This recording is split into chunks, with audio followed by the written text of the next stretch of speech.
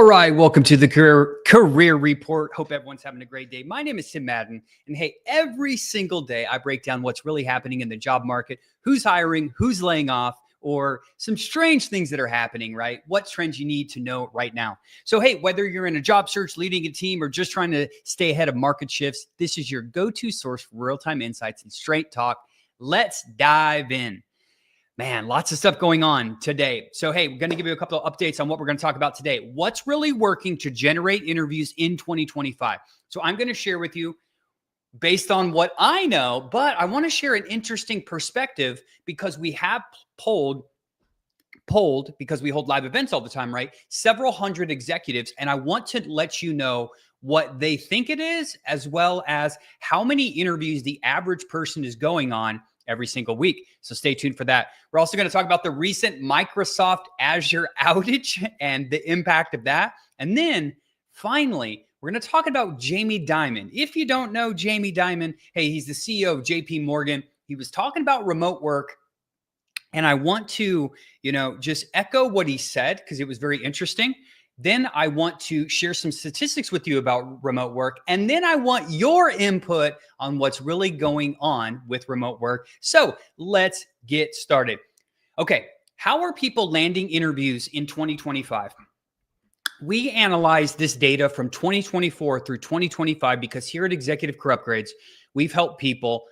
I didn't count this week's stats, right? But we've helped people get on 4,464 interviews since January 2024. Here's how all of them, I'm going to go over the top three main ones, okay?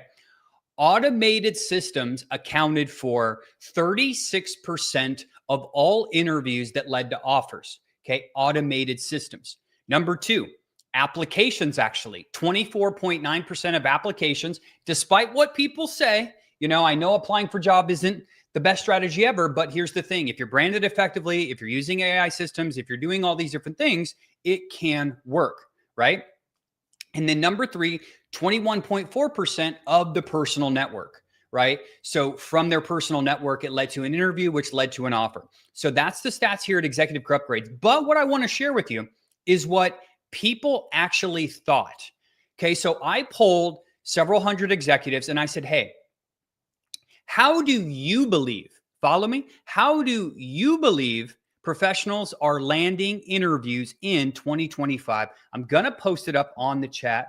Here we go. Let me post it for those tuning in live. I can only do one. Okay. Either way, I won't post it. I'm just going to say it because I know some people are going to listen to this back on Spotify anyway. So, hey, how do you believe most professionals are landing interviews in 2025? 66.7% actually thought that most professionals are landing interviews through personal or professional networks. Number two, 12.7% of people thought by applying to a job posting.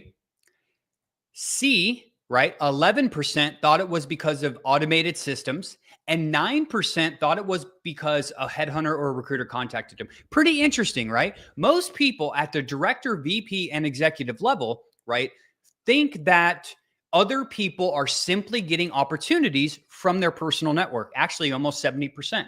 But the data we support, and I'm, a huge proponent of it, I tell people to leverage their network, etc. But we have statistical data saying 21%. So, hey, some food for thought.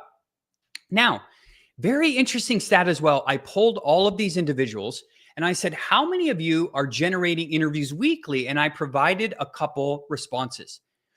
Nearly 40% of people, said that they're not getting any traction and they're going on 0 interviews per week, which that makes me really sad. 49% said they typically get 1 to 2 interviews per week. 10% said 3%, 10% said they get on 3 to 5 interviews per week. And only 3% of people said that they can consistently get on 6 interviews a week. Man, if you're getting on 6 interviews a week and you ain't converting one of those interviews, you need some new strategies, right? So I just thought that was interesting that almost 40%, 37.3% are not getting any interviews, but 49.2% said they're typically getting on 1 to 2 interviews per week. So, hey, here at the Career Report, just want to keep you updated on what the competition is saying, right? Because these individuals who reported this are your competition. All right, the second topic of today on the career report. Check it out. So Jamie Dimon argues that remote work doesn't work. Are you ready? Remote work doesn't work. That's what Jamie Dimon, CEO of JP Morgan, said. Hey, if you're tuning in live, let me know in the chat over on YouTube or LinkedIn.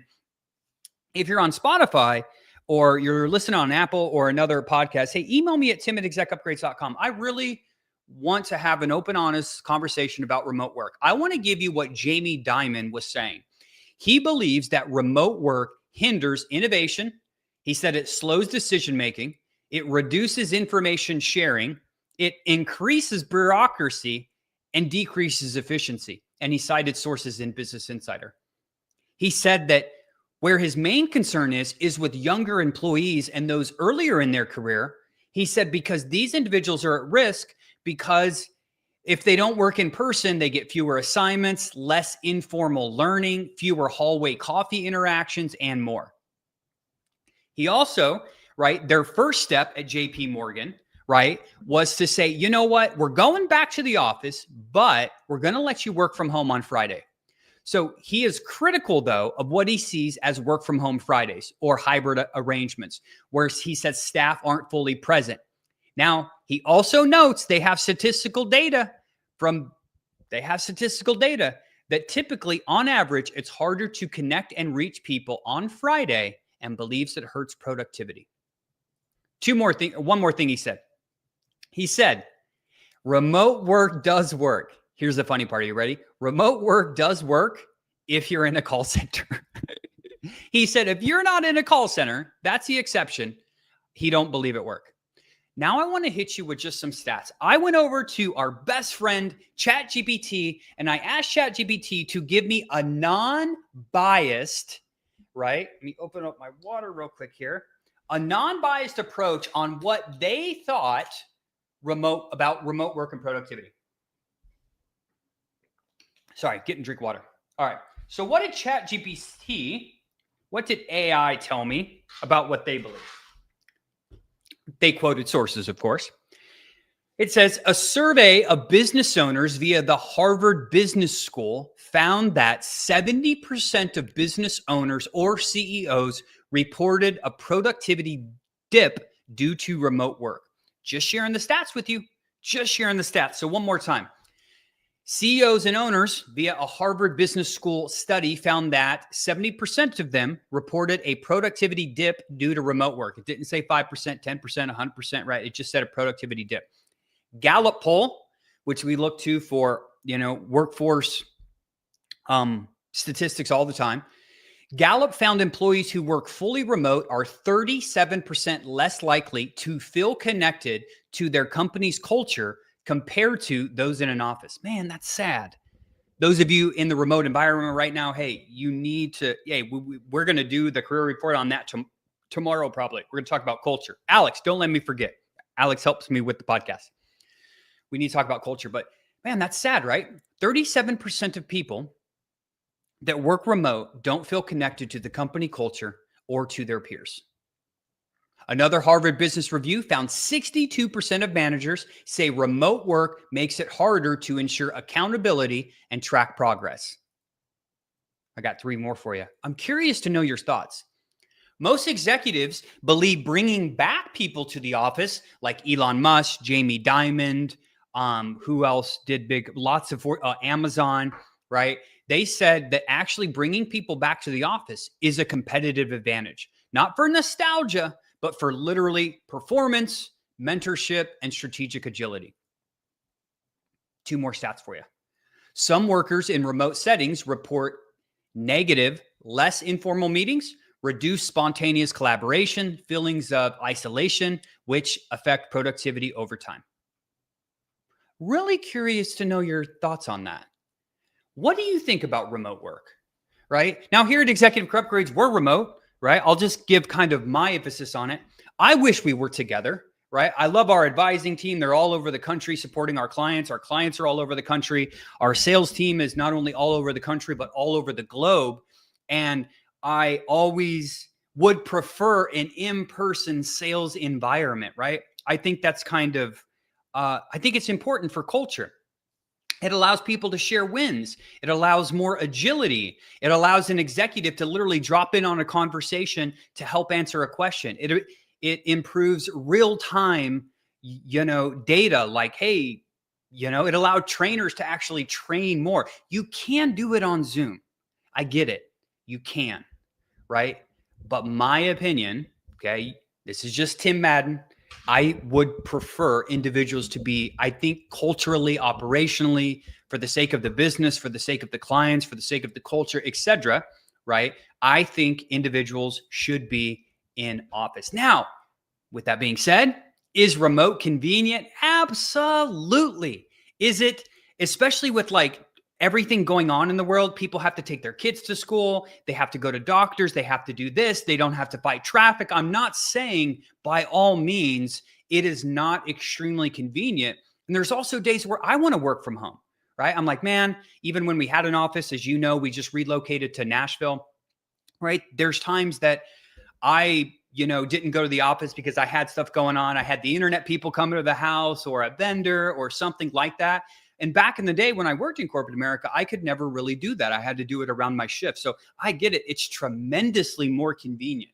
But what we're talking about today is business productivity. And what I want answers from everyone on is, because I know there's this thing of like remote work, no, come back to the office, no. And you know what I mean? And people, man, I literally, I'm praying for you. If you're one of those people that got a job in San Diego, COVID hit, you went remote and you decided to say, man, I don't want to live in San Diego. It's so expensive. I want to move to Idaho or Montana. They moved. And now they're telling those people, you need to come back to San Diego. I feel for those people. And I think during that time, special exceptions might have to be made. I'm not sure. Every business makes their own decisions, right? So my thought process is, though, business, strategic, enterprise value, right? That's what we're talking about right now. How can we make a strong claim? And sorry, my eyes twitching.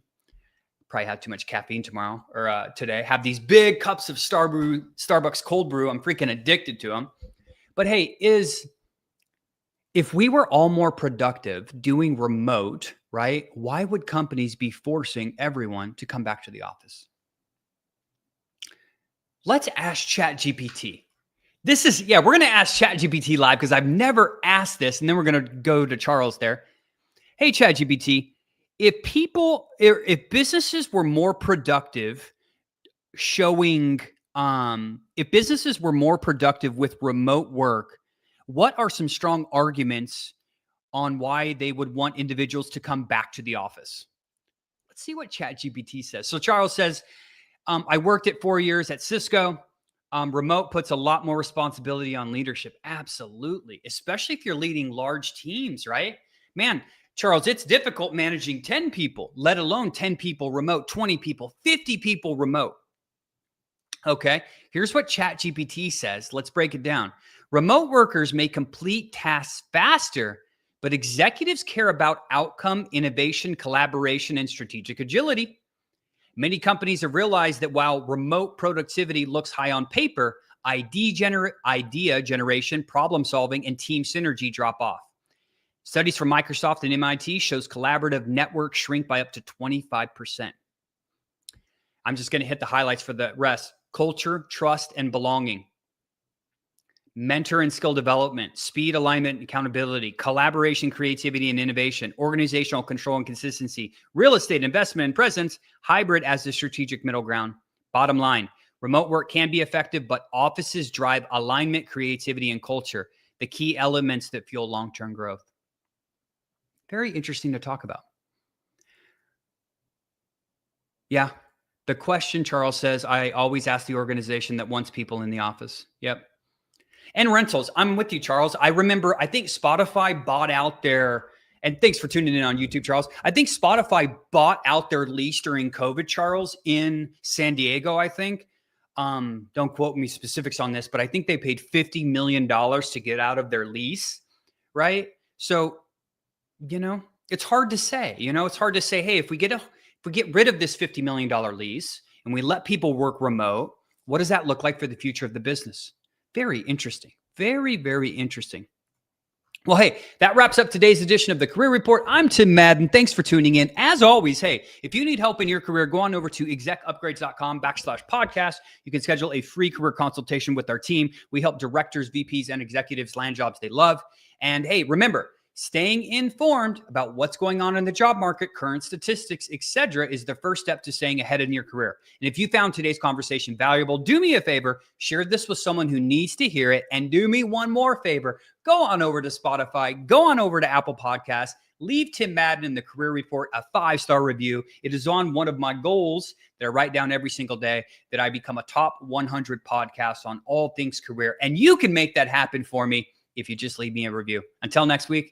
No, until tomorrow. Have a great day, everyone.